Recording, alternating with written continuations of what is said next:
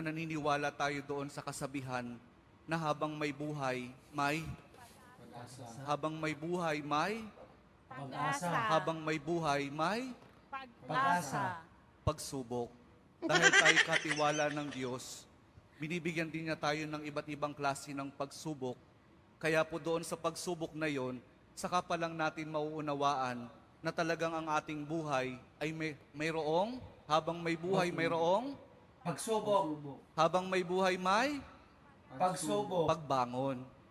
Huwag niyong hayaan na kapag meron kayong pinagdaraan ng pagsubok, ay hindi kayo babangon. Kailangan meron tayong pagsumikap na pagtsatsagaan natin yung ating mga pagsubok na pinagdaraanan. At kapag merong pagsubok at merong pagbangon, saka pa lang natin mauunawaan na talagang ang ating buhay, na habang may buhay, may Pagbangon. habang may buhay, may Pagbangon. pag-ibig.